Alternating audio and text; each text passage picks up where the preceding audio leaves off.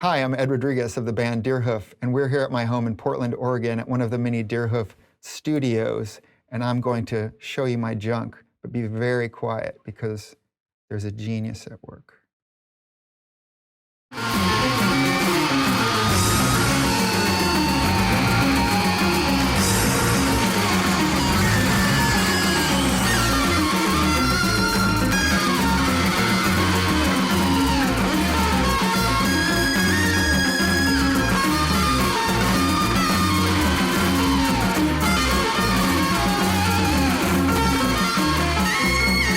Everybody in Deerhoof records. We all have completely different setups, and that's a big part of how the records come together and have like really wide range of sounds and approaches. This is where I've landed after several years. I record everything into my laptop and use just a old Digio 2 with some Studio Projects pre's just to be able to use quarter-inch inputs, a couple Golden Age pre's, which are great sounding, really inexpensive. And then all my main line of pedals. These are the ones I use the most often, just like, I'll just grab something here and see what it, oh, it's an EarthQuaker pedal. It's, one of the ones I use quite often. But I've been really fortunate through the years to just meet a lot of really incredible people who have made some of my favorite pedals. I use this all the time. It's an Octavia. My friend Christopher, who runs a company called Shoe, we met him when he was first starting to build some pedals. Like if I open them up, they say some of them say #1 on the inside, but that one's great. And this Pixel Fix is another one that we've used that on a few different recordings. The Sexy But Sparkly song, which everyone was like freaking out trying to figure out what the bass sound was, and it's that pedal.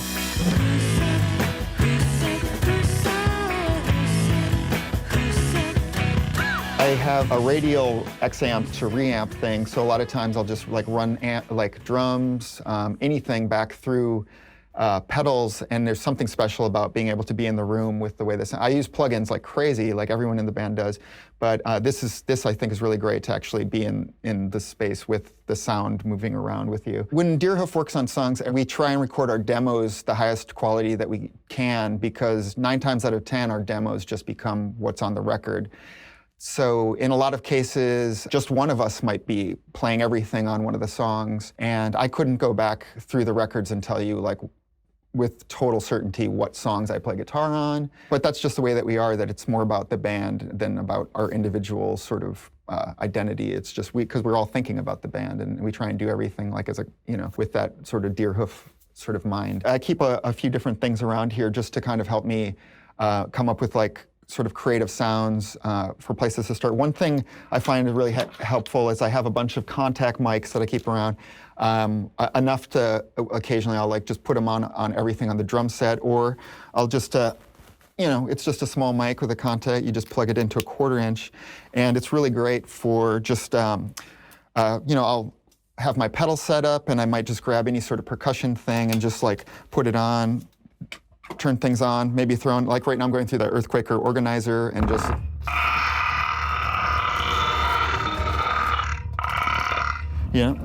just to,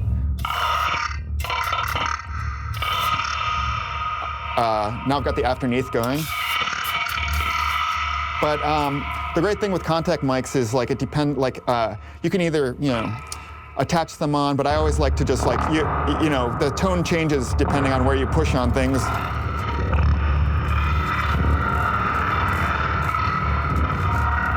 So it's really great to move around, but it's like different things. Let's see what else I got here.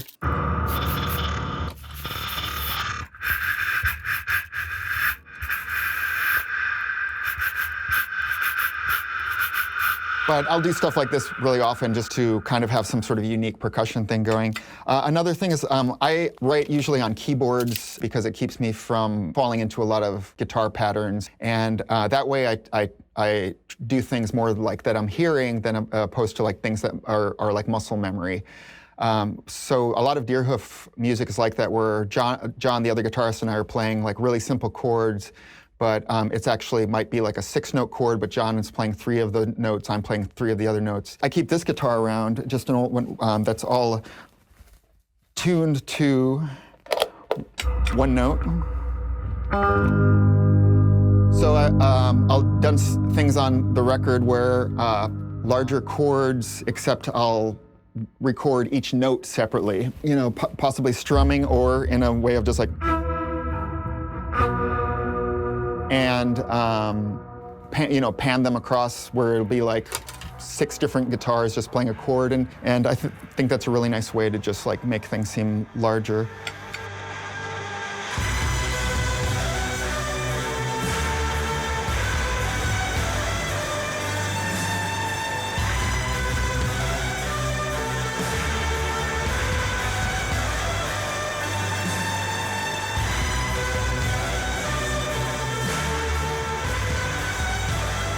Our band was living in San Francisco for years, and about 10 years ago, everyone moved away from the Bay, and I've had a lot of friends up here, had a connection to Portland, and could rent a whole house for what I was paying for 1 bedroom, so I ended up here. Because I was the closest one to the Bay also, I'm the one who has all the original Deerhoof gear that we had at our space in SF. So I have like Satomi's Ampeg bass cabinet, the drum set, which is Greg's drum set, which is also the first drum set that he ever bought. He got a great deal on it because one side it was put too close to a heater and the shells all burnt up. We've done a few of the records here. We did all of La Isla Bonita and a little bit of The Magic. The Shining 7-inch that came out in 2018 was all recorded here, and pretty much every song of mine that's been on any of the albums. I was really lucky to find this place. It's the first time in my entire life I've been able to play music in the same space I live in. It was almost feels like it was designed for me to do this kind of thing. There happened to be this small room. It's about 10 by 12 that was already built in the corner of the basement. I was able to figure out over time how to use the space effectively to get really good sounds, I feel. Putting mics out in the main room of the basement in order to get the drum sound all over. When we did La Isla Bonita, we did most of the tracking in this little room, did a few of the drum tracks out there. In another corner, we did the vocals with mics placed all in the basement to be able to get that sound.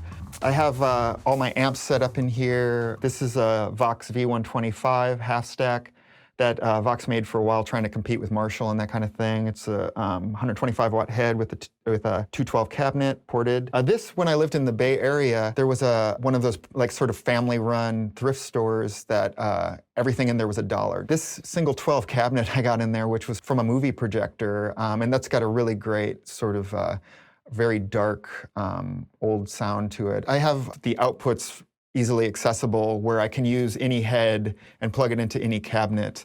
When I go thrifting, I'll buy any little mic that I can find anywhere. And over the years, I've just tested them all out, and I know like what are the best ones I find. You know, everything that I see, I pick it up, and have found a purpose for quite a few of them. But I think these are great to have. So I'll usually just set up a mic and maybe throw up a little weird thing like this in order to just have something else going. Anything I see at a thrift store that has strings or there's a microphone or anything like on it, I just will tend to pick up. So this was one. I'll use this a lot where I'll just sort of outline melodies with this, where I'll tune every string to what the melody is to make it easy on myself, and I'll usually mark like starting point with a piece of tape or something so I know I can just start there and just rake my hand down it and follow whatever the melody is. John and I, the other guitarist in Deerhoof, have been playing together since 1995 or 6. In a band called Gorge Trio, but this was one thing I would use. I replaced the pads here with one that just has a bar on it to get that sound, and then another one that's all pads. So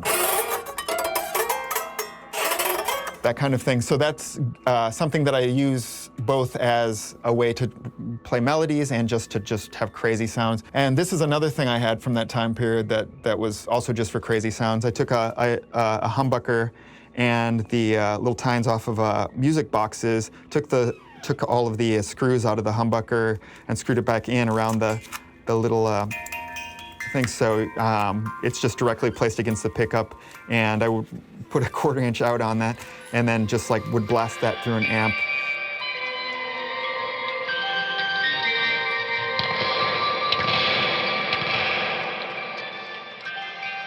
And then over there I have a Nerd amplifier, which my friend Dave Brokema, who was the guitarist, amazing guitarist in an amazing band, Numbers. Dave always built his own amps, and then he built one for John Vanderslice at the Tiny Telephone studio in San Francisco, and we recorded our album Offend Maggie with our friends Jane and Ian Polici there, and we got a chance to play through John Vanderslice's Nerd amp, and John and I freaked out, so Dave was kind enough to build both of us. John's is based on, is a 15 watt, and mine was a 30 watt, and that amp sounds incredible. I use that on a lot of things. These are just a few of my guitars. This one is my main guitar I've been using for like 20 years. It's a Gibson Firebrand, the Paul Deluxe 81.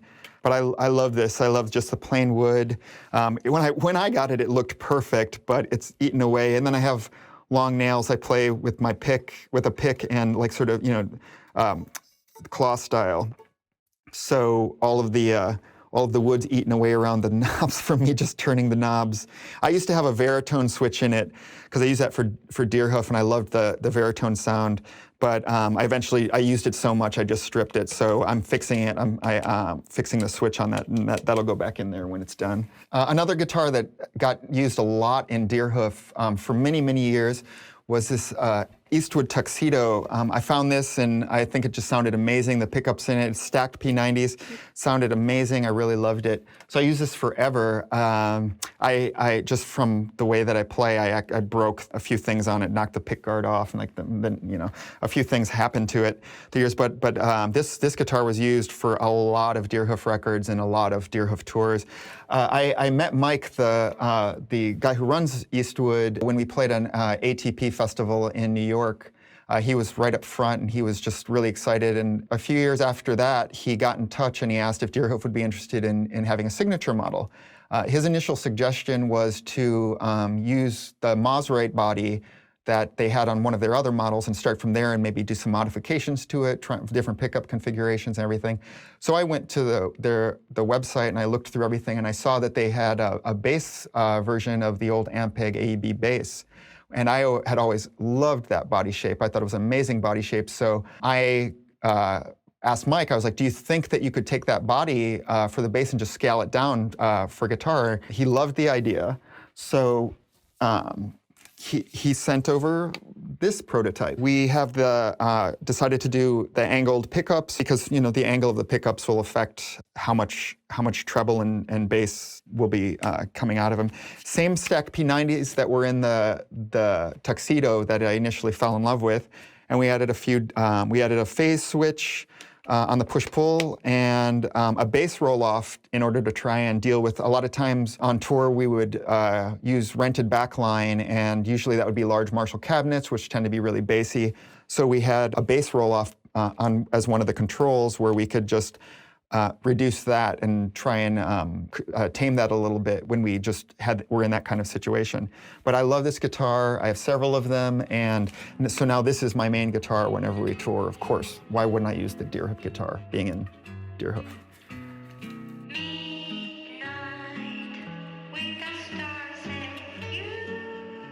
For a short period of time, John and I, the other guitarist and I, were both playing 12-string guitars until we decided maybe it wasn't the way to go. The things that sounded amazing, and the things that sounded bad sounded really bad.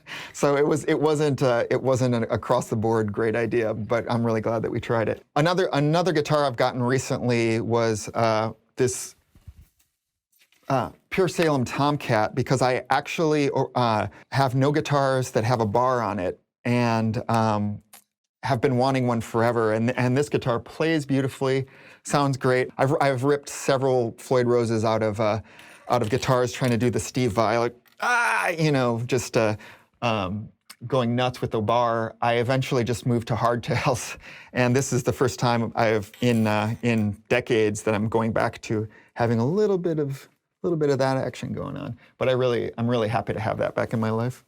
This is another guitar that I've had for a really long time. Been through a lot with this thing. Not a Deerhoof guitar, but really meaningful to me. The neck came off of a Strat that I had back in, I think, the 80s. As a kid, I would take the finish off of all my guitars, refinish them, do all sorts of things to them. This was on a Strat that, as I said before, I ripped the the tremolo out of a lot of guitars. So that had the normal Strat bar that I just ripped. It was a mess. So I took the neck and I put it on this other Strat body, but I wanted to be able to split the strings. So I just put these pickups in sideways. It's got 3 outputs. One output does both the neck and bridge pickup, and then the second output is this Bill Lawrence pickup doing the 2 low strings, and then the other one is just the 2 high strings, and this is a volume control for each, a switch just to be able to go between these, and that was it. The output on both of these pickups is so high that I would only get the sound from these 2 and nothing else. So I built this guitar probably about 2000, 2001, and at that time I used it for a lot of solo guitar stuff. I did a lot of noise and improv things, and then I had another band when I lived in Minneapolis called Snow Magics, and I used that where I would put the 2 low strings through an octave down, an octave going an octave down, into a bass cabinet, the 2 strings going an octave up into another cabinet, and then just the full guitar going into another thing. So I'd bring like 3 half stacks and play all through that with just a drummer and my friend Marcus, who was the singer, who would do electronics and sing.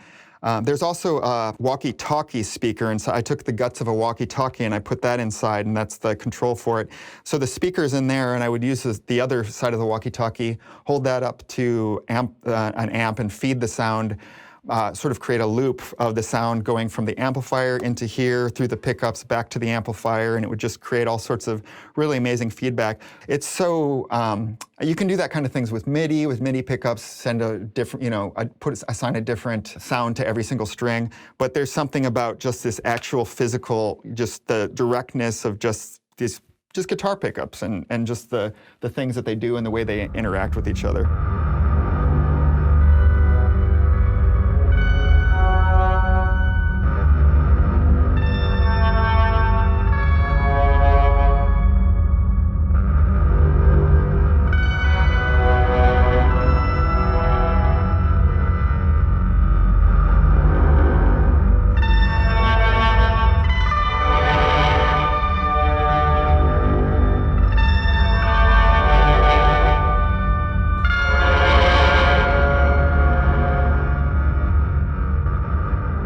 So we're upstairs now, and I created a second little workstation for myself. So over here I just have a small setup, Orange Tiny Terror with a single 12, with just a small bass rig. I record onto my laptop, and I'll bring that upstairs when it's time for mixing. Plug that in, just using an M-Box for the Pro Tools interface. Just bring the keyboard, every little thing, bring the mics up when I'm recording up here. Here I have my collection of vihuela, nylon string, quattro. I also have a small collection of reel-to-reels another thing I always grab whenever I see it at thrift stores.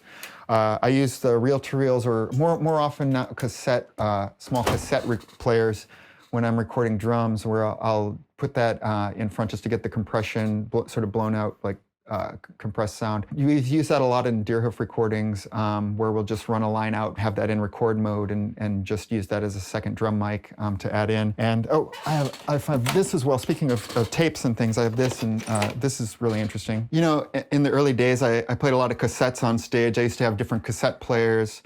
And at some point I found this, which was like the holy grail of cassette players for cassette artists. It's a manipulative cassette player. It's a Library of Congress, National Library Service for the Blind and Physically Handicapped. It has a variable speed control on it, and it has a reverse and forward control on it. And you could play it at half speed and 3/4 speed. And you can play either side at once just by flipping the switch from one side to the other side.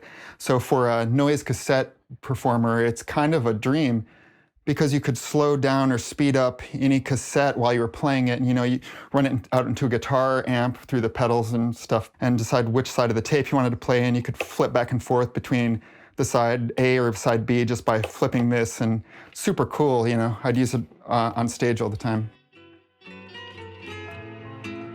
So that was just a small bit of my junk. I hope you liked my junk. I liked junking my junk with you. Thanks to EarthQuaker for some of my junk, and for coming out here and letting me show you my junk. Have a junky day.